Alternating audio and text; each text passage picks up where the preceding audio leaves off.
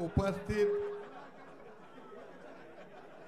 राज्याचे भारतीय जनता पक्षाचे अध्यक्ष आदरणीय रवींद्रजी चव्हाण साहेब,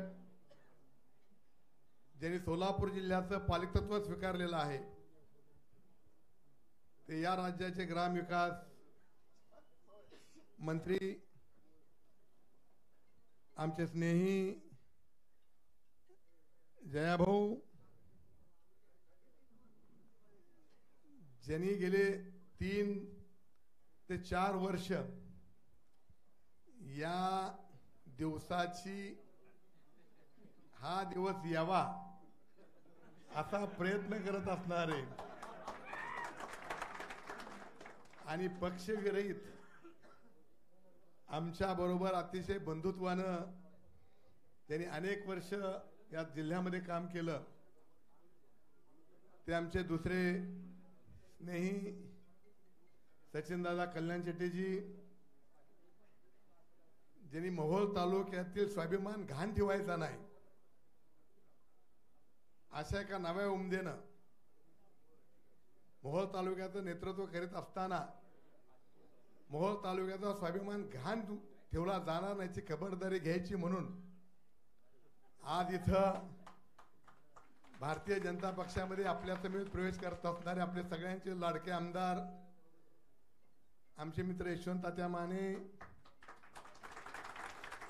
या आपल्या विभागाचे भारतीय जनता पक्षाचे अध्यक्ष शशिकांतजी चव्हाण सर, मंचकावर असणारे सर्व मोहोळ तालुक्यातील ज्यांनी भारतीय जनता पक्षामध्ये प्रवेश केला ते माझे सगळे सहकारी, इथं उपस्थित असलेले भारतीय जनता पक्षाचे तालुक्यातील आणि जिल्ह्यातील सर्व सहकारी आणि उपस्थित बंधू आणि भगिनींनो, मी अधिक आपला वेळ घेणार नाही. जयाभाऊनी याचं इथं आपल्याला आश्वासित केलेलं आहे.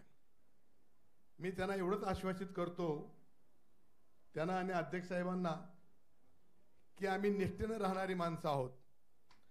आम्ही सत्तेसाठी संधी साधून राज करणारा आमचा वारसा नाही, आमचा विचार नाही, तशा प्रकारची आमची राजकीय वाटचाल नाही आहे. आणि म्हणून मी गेली 40 वर्ष त्या पक्षामध्ये प्रामाणिकपणे राहिलो, कुठल्याही सत्तेची अपेक्षा न करता राहिलो.